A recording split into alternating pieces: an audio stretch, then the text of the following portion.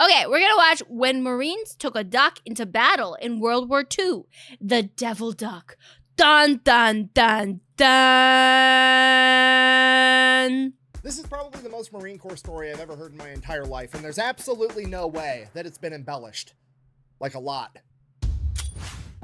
Ladies and gentlemen, we've already talked about the Marine Corps' most famous animal hero, Sergeant Reckless, the horse that was adopted by the Marines during the Korean War that would go on to become the hero of Outpost Vegas and the first horse to ever partake in a Marine Corps amphibious landing. But before Sergeant Reckless, the Marine Corps had another hero from the animal kingdom that partook in multiple amphibious landings in the Pacific theater of World War II. Today we're talking. I'm surprised they brought so many animals with them to the war. Animals in war. I mean, like, animals are pretty nice, but like, I hope the duck wasn't hurt. Talking about Sergeant Seawash, aka the Devil Duck. But first, a word from our sponsor. This video is brought to you by Delete Me. Delete Me is an online subscription service. It's a very straightforward, simple business. You give them money, they get rid of your personal information off the internet. Okay, look, here's the deal. Somehow, some way, your personal information is on the internet. Don't worry, guys. All your personal information is already on the internet. People are already pretending to be you. It's too late. There is no way out. There is no protection. You are already a goner. Accept the inevitable. Change your name. Hide your children. Hide your wife. It's already out there. Internet, your name, your spouse's name, your parents' name, your address, your last 5 addresses, your phone numbers, and all of your emails are all sitting in some data broker's bank, and they're selling that information for money. But the good news is that these data brokers are legally required to delete your information if you submit an opt-out request. And that's where Delete Me comes in. They will go to all the big data brokers and automatically submit opt-out requests on your behalf, and you don't have to do anything. And I know what you're thinking, because I don't think this works. I don't think this would actually work, but maybe it does. Maybe it deletes you, but then it'll find you again. Also, I don't think this thing would work because like 2 minutes later, Google will sell your data again. I feel like this is a ripoff. I'm sorry. I know he's getting paid for this. Good for him. Get that Delete Me money, but I don't think Delete Me. I feel like Delete Me would be a scam. I thought the same thing. I don't want to give all my personal information to Delete Me either because that just seems counterproductive. Okay, here's the thing with that. You don't have to give them all your private information. You can literally give them your name and your email address. You can give them more information if you want, but really all they need is your name and email, and then you come back a few days later and they just start asking you a bunch of yes or no questions. By using just your name and email, they'll search through all the data banks and figure out who you are, and they'll ask you a bunch of weird questions like, is this your dad? Is this your mom? Is that a relative? Is this your address? Did you use this your email? They know all of this information just by you giving them your name and email using all the information that these data brokers have. And then you just let them know, yes, that's me, and then they will delete all that information for you. A couple days after that, they're going to send you a report. Here was mine. Over 70 data brokers had my information, and there were 489 listings where that information was for sale, and Delete Me submitted opt-out requests for all of them. Now, those data brokers are probably going to be able to get my information again, but Delete Me is constantly going to be searching for my info and automatically submitting the requests as soon as those listings pop up. Go check. Yeah, but that means you just have to continue paying for Delete Me. Guys, pay for Delete Me so all your personal stuff can be deleted so nobody else can get your personal stuff and make money off you. But now it's costing you money. So instead of it costing you nothing and somebody else making money off of you, yes, your personal data will definitely resurface after you cancel Delete Me. This is because the laws that govern the data brokers only require the data broker to stop displaying your data on their website if it's submitted a removal request. The data broker is not required to actually delete you from their data. That's the point. This is just a scam. So over time, it grows percentage of the data records in their database simply get tagged do not display. After a period of time, the data broker simply creates a new company and sells that data. Exactly. This is the thing. This is the thing, right? It's okay. It's okay. Accept it. The only way you can truly be off the grid is by being off the grid. If you want to participate in the internet, you're gonna be exposed. The trick is use fake names as much as possible. I don't need. Oh, sorry guys. Oh my god, that was so bad. That's so disgusting. I don't need to know who Cammy is. I already know she's Cammy. I am Cammy. Actually, to be honest, guys, me on stream is more. You know me more than a lot of people who know my face, who talk to me every day. You guys know more because I tend to be very much when I'm at work. I tend to be very masked. Like I mask myself a lot. Very nice, polite, mindful, demure, sweet, wholesome person. I don't go running around screaming penis at work. What a lie. What do you mean, what a lie? I am very nice to my coworkers. Check out Delete Me. I'll have a link and a discount code down below. Let's get back to the video. Our story begins in 1942 as the 2nd Marine Division is currently in New Zealand gearing up to go into combat against the Japanese in World War II. And like all great military stories, it totally happened. It begins in a bar with a bunch of Marines drinking. And as is tradition with the military drinking at a bar, there are conflicting reports as to what actually happened. According to the Marine Corps, the Marines went out to a local bar in New Zealand. They then started drinking with the locals, and they all had a great, very professional, cordial time where they all drank a very appropriate amount of alcohol, potentially even a Surgeon General recommended amount. And then none of the Marines went out and hooked up with any of the local women. And exactly, this is my face. Look.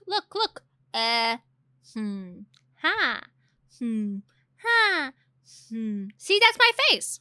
if they did, hypothetically, which they didn't, but if they did, it would have been strictly in the missionary position, and the Marines would have used protection. Now, while they were at the bar, there was also a raffle, and apparently a bunch of the Marines bought these tickets for this raffle, and one of the Marines by the name of Sergeant Francis Fagan ended up winning the raffle. Now, the grand prize for this raffle at a bar in New Zealand was apparently a duck, and that's what the Marines... I'm sorry. Where can I participate in this raffle? I would love a pet ducky. And I would name it Brian. Marine Corps says happened. Now, according to the other sources, mostly the personal accounts of the Marines that were actually there, and quite frankly, common sense, says that the Marines were at this local bar partying their faces off like they were about to go into the biggest armed conflict the world has ever seen, and while they were there, some of the Marines were playing poker with the locals, and the Marines apparently took all of their money, and they came back to the table, and they're like, all right, well, here's my prize duck, I'm gonna put that up as a wager, and the Marine Corps ended up winning that too, and that, again, was Sergeant Francis Fagan, aka Pappy. Now, personally, I'm going to go ahead and err on the side of the Marines got hammered at a bar and won a duck in a poker game, and the chain of command didn't want to get in trouble for associating the Marine Corps with gambling, so they just made up some weird shit, like apparently bars in New Zealand raffle off ducks, but you can go ahead and decide to believe whatever you want. Regardless, either way, Francis Fagan, and by extension, the Marine Corps, now has a duck. So what are the Marines going to do with a duck? Obviously, they take it under their wing.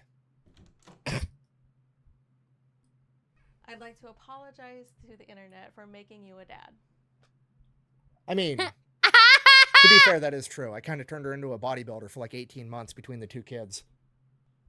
Wow. Interrupting my history time. Sorry about that. Anyways, the Marines pretty much immediately teach this duck how to drink beer, which I know what you're thinking, that's probably not very healthy for the duck, but to be fair, there are worse vices to have. I mean, he could get addicted to quack. I'm sorry. I'm done. Walk away. That was a bad joke. Also, guys, I was going down the street to go get some cheese for my charcuterie board earlier, okay? And I was walking down the street, and the whole entire neighborhood smelled like quack. It smelled like crack. I don't know what happened, if a crack den exploded or if there was a whole bunch of people just smoking crack earlier, but the whole entire street smelled like crack. It was bad. It was so stinky, because if you've ever smelled crack, it is so stinky. I'm not even joking. Sadly, I know what crack smells like. It's not a good smell. It smells like burnt tires and poop. Okay, I'm done with the dad jokes. That joke was foul. Anyways, they become drinking buddies with this duck, he becomes one of the Marines, and then time comes for them to all go off to war and actually engage with the Japanese. Sure enough, they take the duck with them. Fast forward, November 1943, the Battle of Tarawa. It's one of the bloodiest I have not done crack, okay? I've not done crack. I just happened to walk by homeless people doing crack. Battles in Marine Corps history. Essentially, the Japanese have 4,000 soldiers dug in and heavily fortified on the Tarawa Atoll, and the Marines have to go in there and take them out. Now, what's unique about Tarawa is it is surrounded by coral reefs, and what that means is any traditional landing craft that America could use, like a Higgins boat, similar to what we used over in the European theater, would get hung up on these coral reefs, and the Japanese would be able to spray it with machine gun fire and artillery and mortars and kill absolutely everybody. The Japanese were so confident in these coral reefs and their fortified defenses that Admiral Shimasaki said that it would take 1,000,000 men 100 years to take Tarawa. But he didn't know. Oh. The coral reefs, I bet they were pretty too. that the Marine Corps had the LVT, the Landing Vehicle Tracked, aka the Amphibious Tractor. Similar to a Higgins boat, except it had Whoa. tracks on it, and then when it hit the coral reefs, it would simply drive right over the top of them. So November 20th, 1943, at 3 a.m., under the cover of darkness, 18,000 Marines and one duck would load into their salamander tractors as they prepared to launch their amphibious landing at the quack of dawn. As dawn broke, the Japanese soldiers watched in horror as the American landing crafts did not get hung up on the reefs, but simply drove right over the top of them. The only surviving Japanese officer from this battle, Kiyoshi Ota, would later go on to write, "We could see the American landing craft coming towards us like dozens of spiders over the surface of the water, as one of my men exclaimed, 'The gods of death have come.'" As the Marines reached the beach, they would become pinned down from heavy That's really f***ing sad. I really hate war. It's so pointless. machine gun, artillery, and mortar fire. They were only able to secure the first 70 yards of the beach after hours of combat. It is at this point that the Marines' front line was charged by an enemy rooster, and Sergeant Seawash charged past the Marine line to meet the chicken in winged combat in the middle of the battlefield. After sustaining several pecks to the head, Seawash was able to repel the enemy ambush and So many duck jokes. save his fellow Marines. The Marines would then go on in the following days to completely take over the island. The Japanese believed that it would take 1,000,000 men 100 years. In reality, it took 18,000 Marines and one devil duck 72 hours. For sustaining multiple peck wounds on the battlefield, the Marines tried to get Seawash the Purple Heart. Unfortunately, that wasn't going to work out, but the chain of command still cited Seawash for bravery on the battlefield. Aww. That citation, written by Lieutenant Colonel Presley M. Brexley, is as follows. For courageous action and wounds received on Tarawa and the Gilbert Islands, November 1943, with utter disregard for his own personal safety, Seawash, upon reaching the beach without hesitation, engaged the enemy in fierce combat, namely one rooster of Japanese ancestry, and though wounded on the head by repeated pecks, he soon routed his opposition. He then refused I love how the duck just starts to fight a freaking rooster.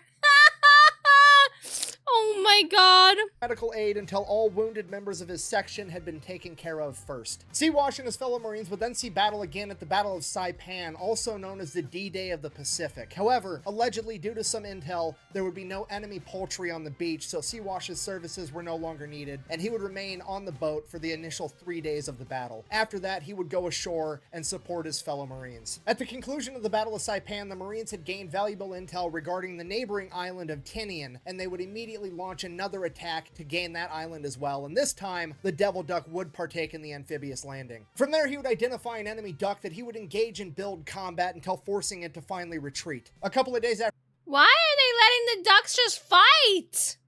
Is it just for the fun? Is this what military guys do when they're bored? They just make duck fights? I mean, that makes sense. That kind of tracks. That sounds like military guys. After that, the Marines would take the island entirely, and shortly after that, Sergeant Seawash would lay an egg. Apparently, Seawash and the other duck I mentioned a minute ago were doing a little bit more than just fighting. Either way, at this point, the Marines now realize that Sergeant Seawash is in fact a girl, to which they're like, A woman! A woman in war! How dare they! How dare they! Treacherous snake! just kidding, they didn't actually care. In reality, they were probably giving each other a hard time, like, all right, who did it? Fess up. Tania would be the last time that Sergeant Seawash ever saw combat. After World War II, she would end up getting sent back home to America with her fellow Marines and her primary caretaker, Francis Fagan. From there, the story of Sergeant Seawash picked up traction, being in Time magazine, having multiple radio appearances, being in a bunch of different newspapers, telling Just imagine coming home and from the war and being like, yeah, we fought, we won, whatever, but I got a pet duck! I came home with a duck! the harrowing story of America's one and only devil duck. And while all that's going on, she is partying her bill off with her Marines, drinking beer after beer, while also helping the Marines hit on young women. And I actually believe this to be the first historical appearance of the term wingman being used in relation to picking up women. Also, for those who don't know, ducks lay eggs, even if they don't have intercourse. So the duck was inevitably going to lay an egg, even without another duck. An egg is a period. Period. Okay, I mean, look at this. Fagan and Seawash have more game than an Xbox. That man's about to get more than an animal shelter. Over the next couple months, the publicity would die down and And yes, if you want to get ladies, have a pet duck. A pet duck or a pet pig. Those are the best ways to get a lady. Francis Fagan would go on to become an electrician, and his great-grandson would also go on to become an electrician that had a pretty decent-sized YouTube channel. No, I'm just kidding. I'm not really. Anyways, Sergeant Seawash would also then go to live on a farm for an extended period of time until being called back into duty during the Korean War, where she helped with recruiting efforts. After that, she would finally retire to live out the rest of her days in the Lincoln Park Zoo in Chicago before passing away in 1953 due to liver complications, which prompted the Marines to release a statement saying that there is no reason to believe that her liver complications were due to her excessive amount of drinking during her time in service. You sure about that? Because liver and beer, they don't go hand in hand. According to multiple newspapers, her funeral service was then held in a taxidermy shop where she was then stuffed and currently resides in the National Museum of the Marine Corps in Triangle, Virginia. So in conclusion, this has been the totally real, 100% not embellished whatsoever story of Sergeant Seawash, aka America's Devil Duck. That time the Marine Corps won a duck in a poker game, taught it how to drink beer, then took it to multiple amphibious landings in the deadliest battles of World They taxidermied her. That's so sad. War II, kept it alive the entire time to bring it back home so they could use it to hit on women, and I think it is the most Marine Corps thing that has ever happened, and if I'm wrong, you can tell me down below. If your story's better, I'll do a video on that too.